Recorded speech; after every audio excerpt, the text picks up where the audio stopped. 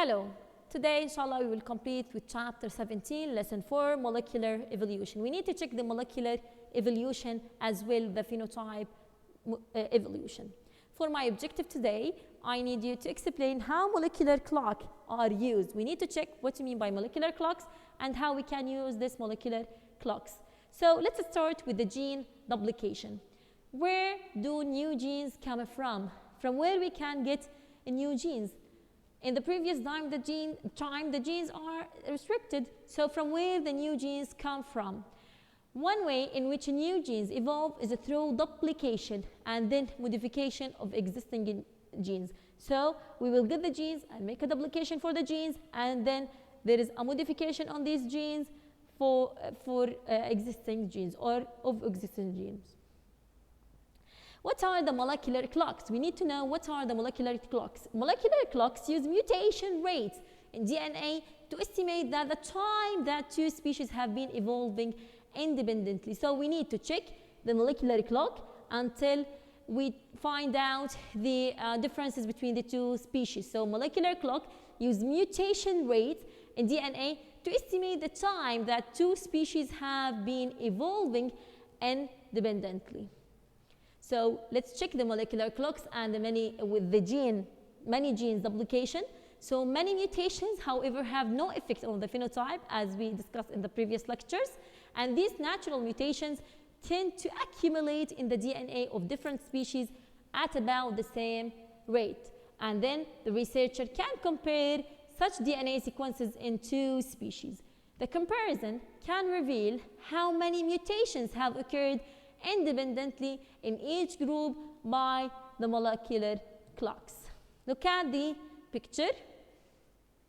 This is a section of the DNA for the common ancestor. There is a mutation here, another mutation here. By combining this mutation, we will have a mutation here also, and after a while a mutation here. This is a species C, species B, and here a new mutation will happen. This is a species A. So again, new mutations will happen, and that mutation will change or will make a difference between the species in the same family. Okay? By comparing the DNA sequence of two or more species, biologists estimate how long the species have been separated. Okay? They need to find out how long the species have been separated. Again, this is a section of the DNA in a common ancestor. After a while, there will be a mutation here in this side. Another mutation will happen here. And then with the time, another mutation will happen here, another one here, and also another one here. With each mutation, each different mutation will form a different species. And that's what the scientists want to know by it, how long the species have been separated. Okay? The gene duplication, where do new genes come from? As we mentioned before, we said that the gene come from duplication, modification of existing genes, and we need to know and we need to remember that homologous chromosomes exchange DNA during meiosis in a process called crossing over. So you need to know what you mean by crossing over. This is the chromosome, and this is also the other chromosome, which is, we call them, these two chromosomes, as homologous chromosome. This is where the crossing over happened. So the resulting chromosome will be, okay, the resulting chromosome will be like this. This is a new segment from the other chromosome, and this is also a new segment here from the other chromosome. So this chromosome, this part or segment of the chromosomes are exchanged between the chromosome number 1 and chromosome number 2, and this is the crossing over. Okay? By crossing over, this is a huge mutation that could affect the genes. Okay? And by this mutation, we can, the species can be differentiated. Okay? By the way, you have to remember that the mutation happened in the phases of the meiosis phase, okay? For the homologous chromosome, not the sister chromatid. You have to know that, not the sister chromatid, it's just for the homologous chromosome. Sometimes crossing over involves an unequal swapping of DNA.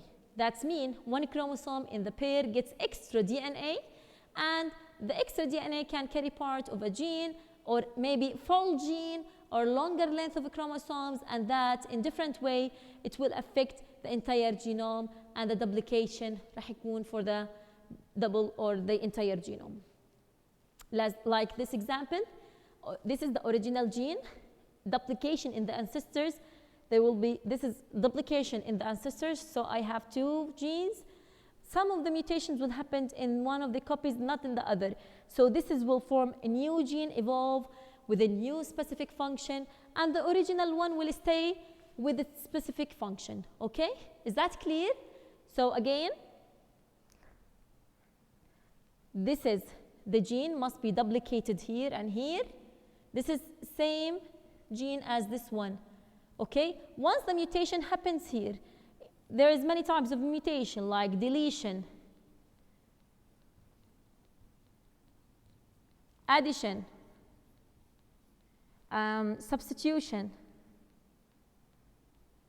All of these types of genes could affect or insert or even delete some of the genes or some of the segments or some of the nucleotides.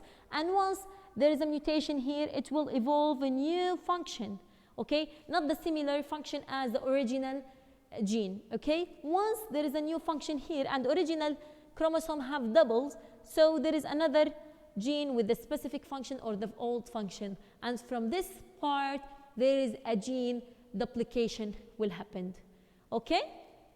Is that clear?